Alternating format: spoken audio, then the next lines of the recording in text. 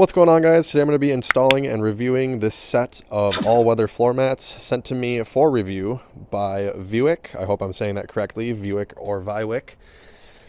So these are 3D scanned for a custom fit for your 2019 on-up DT body style Ram 1500 crew cab truck. They've got a no-slip grip safety, especially on the driver's side there. You can see a little bit of extra knurling.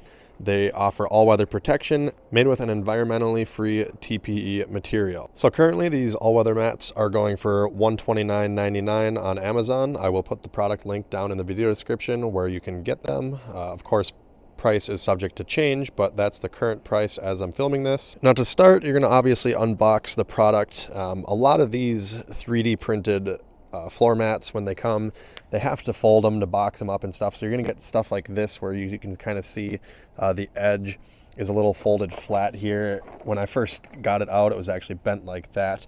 Go ahead and just kind of bend it the opposite direction. You can use like a heat gun or a hair dryer very carefully. Obviously you don't want to melt anything, and be very careful when you're doing it, but you could kind of heat it up so it's a little bit more pliable, especially if it's cold out. Like you can see here, I've got snow. So it's about 30 degrees right now. This is a little more stiff than it would be on a warm day, but you kind of form everything, bend it as it needs to. You can see here, it's got to be bent down just a little bit. You just do all that, and you know, once it gets warmed up and to that shape, it should hold pretty good. So as you can see, we've got raised edges with channeling on all of the floor mats, front and rear. The driver's side has a little depression here for the brake pedal, and of course all of them have the little retainer clip holes for securing them to the floor. Now the first step inside the truck here is, if you have a set of floor mats already, you're going to go ahead and remove them. On the driver's side and passenger side, they're held down by two snaps in the floor. You just lift, as you can see, there's one, and there's another one over here. Just remove the other floor mats and repeat the same steps with the passenger side.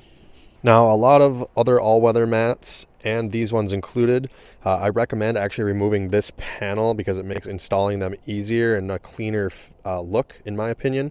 So what you're going to do is just grab right here where this cutout is on the side of the passenger seat, and you're going to pull towards you gently like that, and then you're going to pull towards the front of the truck just to pull these two tabs out right here. And that's actually going to make it a little easier to do this, where we're going to take and put our passenger floor mat, which does not have the brake pedal cutout depression, and we're going to line it up. And once you get them into position over the little studs on the floor, then you're going to take these two little tabs on the piece that we removed, and those are going to go right here into the two little slots, like so.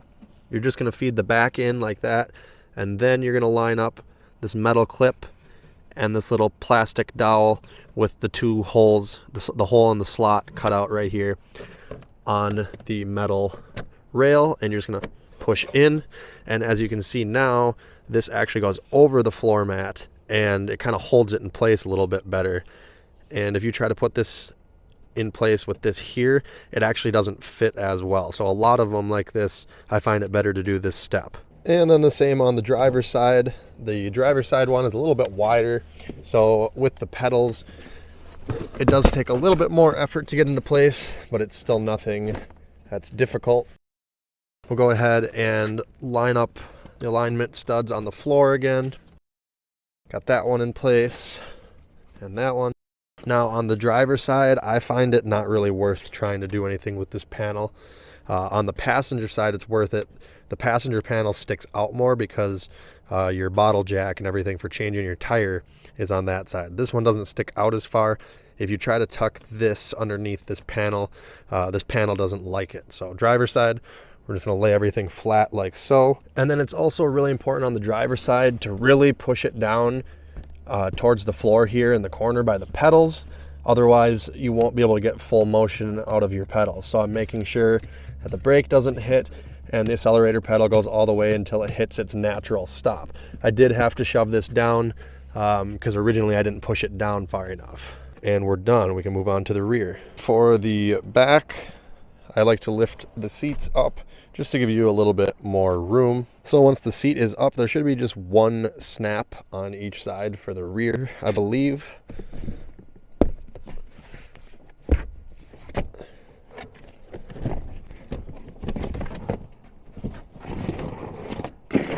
Now the easiest way I found to install this rear one, since it's all one piece and it's rather large, is you take the front portion that's going to go under the seats and you angle that downward when you slide this thing in from the side of the truck.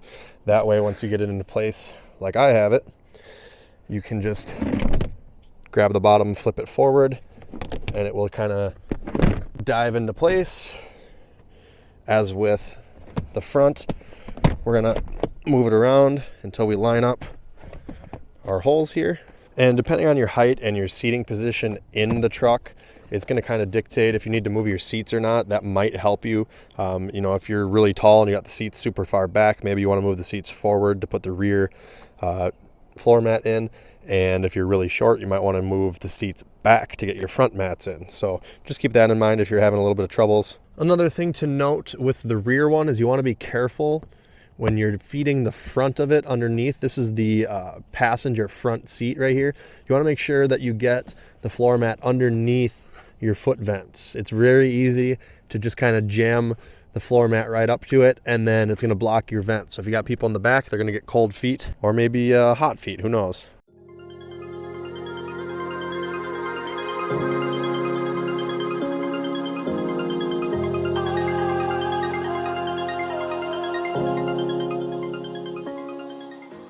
Now, let's talk about fitment. These, unlike some other floor mats, they snap onto these studs. These ones, the holes are bigger for whatever reason. They don't snap. They just kind of sit there. They're just like a guide stud with a hole. So these are not going to click into place. As far as back here, pretty good fitment on the back side. No complaints along up here. There's a slight gap right here between the floor carpet and this, but again, none of these styles are going to be perfect. I've had WeatherTechs, all those, they all have their flaws. None of them are perfect like this. They kind of wear in a little bit over time. As long as it's catching any debris is what you mainly want. And then again, it goes up a decent height, probably 3/4 height on the floor here, and then coming back this way, there is a gap right here, but I'm sure over time being used and having your foot there, it'll push it down. Again, as long as it's kind of catching everything, not really a big deal. So really the biggest fitment gripes on the passenger side here, at least for me, is just this corner right here, which I think will wear in, and same with right here along the center footwell. Now, as far as fitment on the driver's side, it's the same thing as with the passenger side. No snap here, just slips over the studs on the floor. Good coverage up here, again, about 1/2 to 3/4 of the way up. And then good coverage along here. It's actually pretty darn good all the way around on the driver's side. Again, just a tiny bit right there, but that will wear in with your feet being there. And then covers over here. The biggest gripe with the driver's side is right here. But again, not a whole lot of foot action happening here, and it's still containing everything. And so here is the rear floor mat installed. A little bit of a gap here on the back side where it goes around, but good coverage on the sides here. Good coverage underneath where it goes under the front seats, across the center here. And here we are on the passenger side, same thing. Pretty good fitment under the seat there. Small gap here, nothing major. And then again, just a little one back here. Now, this back mat does not go all the way to this little hump here. Some of them go a little extra, but this could be a nice little shelf if you want to put little things back here that you don't want sliding around. This will actually kind of hold it in place while still keeping things dry, like the carpet. Obviously, it's got a nice big ridge back here. Also, real quickly, here's a picture just showing and kind of explaining why the rear floor mat is the way it is.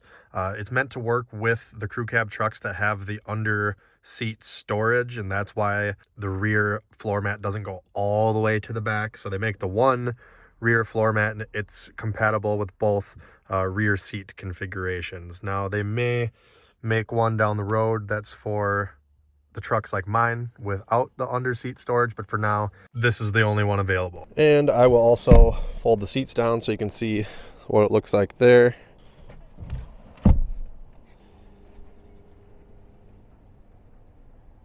All right, and that's pretty much it with the install, guys. Given my honest opinions so far on this, and I think for the money they're a decent purchase. Really, my only gripe is that these don't snap into place, but you know, who knows? They could hold up just fine. We'll see after using them for a while. These do also have a 5-year warranty, and like I said earlier, I will put the product link down in the video description if you wish to purchase these. Thanks for watching, guys. As always, like, comment, and subscribe. Check me out on all the socials. Thanks for watching. Have a great day.